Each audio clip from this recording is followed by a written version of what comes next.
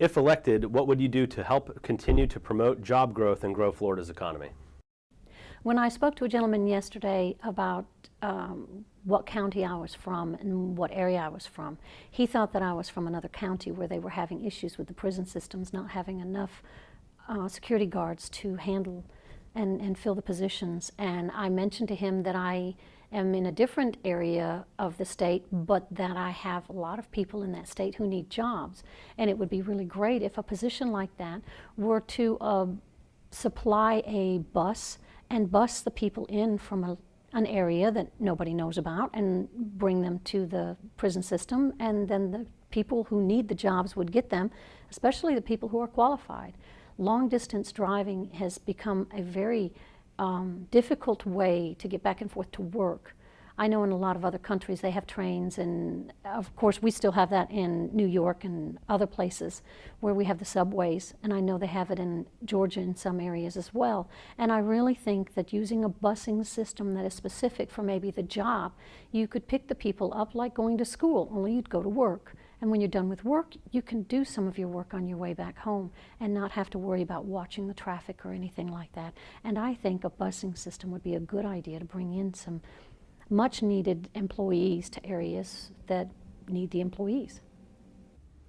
How would you improve Florida's healthcare situation? One thing I would like to bring is Medicaid expansion.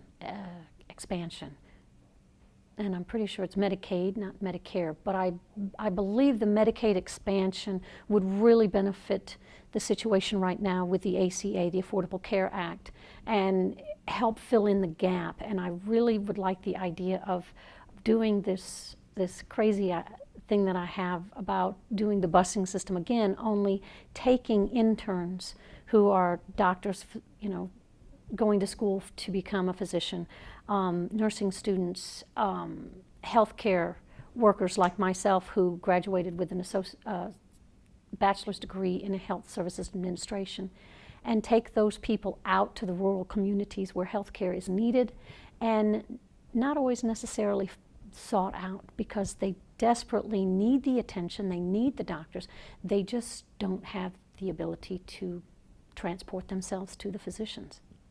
What challenges do you see in Florida's K-12 education system, and if elected, what would you do to address those challenges? The K-12 area is so volatile right now with all the testing that is going on, and I really think that we need to, I'm not an advocate of going backwards. I do not like to back up. We're here now. I want to move forward, but I want to move forward in the right direction. And I think our K-12 is so important, because without a good foundation, those children are not going to be able to enter into the college atmosphere and get those jobs that are out there.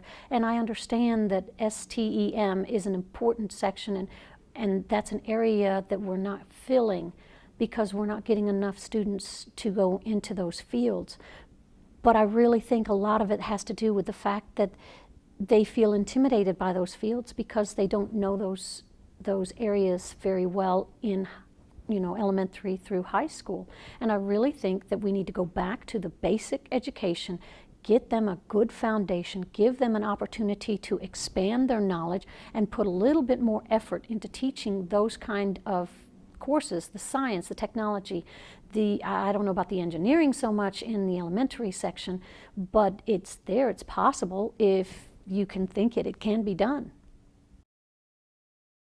My name is Carol A. Daugherty, and I am running for House seat for District 10, and my Facebook page is facebook.com/Carol for Florida House, and I cover Suwannee County, Hamilton County, Baker County, Columbia County, and a little portion of Alachua County, which is my hometown of High Springs.